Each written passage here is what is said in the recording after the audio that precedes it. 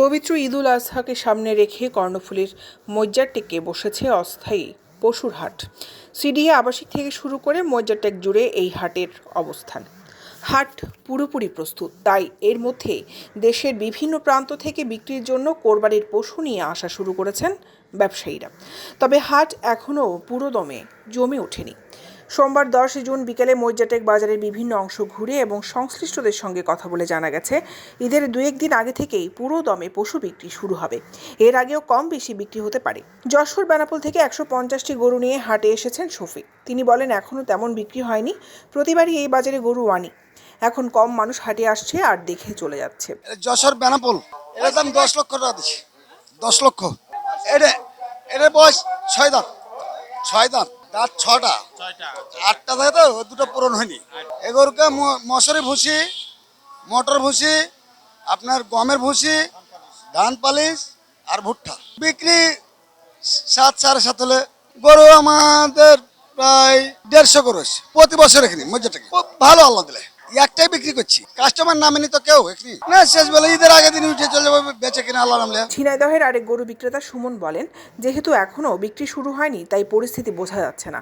পুরো দমে বিক্রি শুরু হলে ক্রেতাদের বেশি চাহিদা কেমন গরুতে সেটা বোঝা যাবে। সকাল থেকে কয়েকজন ক্রেতা এসেছেন, দাম জিজ্ঞাসা করে তারা চলে যাচ্ছেন। ঝিনাইদহ 10 লক্ষ টাকা বসে বিচেলি কাঁচা ঘাস, মনে কথা বলা যাবে না, আন্দাজে বলা যাবে না। বয়স 4 বছর, 22 মন ওজন, 22।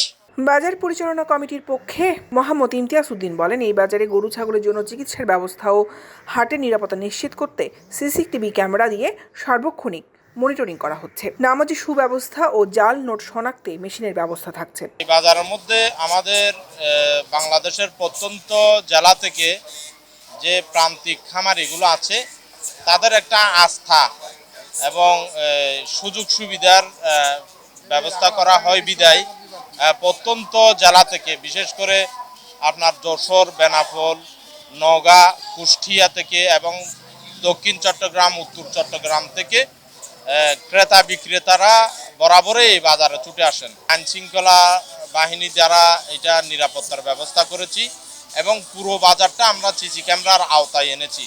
তাদের জাল নোট শনাক্তকারী মেশিন থেকে শুরু করে বিশুদ্ধ পানি, গরুর যে মলমূত্র ত্যাগ করে সেগুলো ড্রেনের ব্যবস্থা সহ কিনতে আসবেন, তাদের জন্য আমরা নামাজের ব্যবস্থা করে দেওয়া সহ কমিটির পক্ষ থেকে আমরা পুঙ্খানুপুঙ্খভাবে মনিটরিং করছি। এদিকে পবিত্র ঈদুল আজহায় সার্বিক নিরাপত্তা সম্পর্কে আইন শৃঙ্খলা বাহিনীর সদস্য মোহাম্মদ ইরশাদ বলেন, সিসি ক্যামেরার আওতায় থাকছে এই পশুর হাট।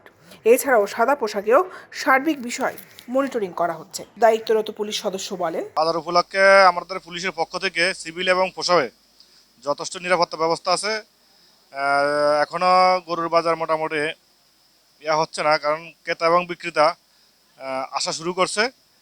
এখনো যথেষ্ট পরিমাণ সমাগম ঘটে নাই। তথাপিও আমাদের পুলিশের পক্ষ থেকে ভালো ধরনের ব্যবস্থা করা হয়েছে এবং মোটামুটি আমরা বিভিন্ন জায়গায় কোনো ধরনের কোনো চোর চক্র অথবা অপরাধী ঘোরাফেরা করছে কিনা আমরা তদারকি করছি। দৈনিক আজাদী নিউজ ডেস্ক।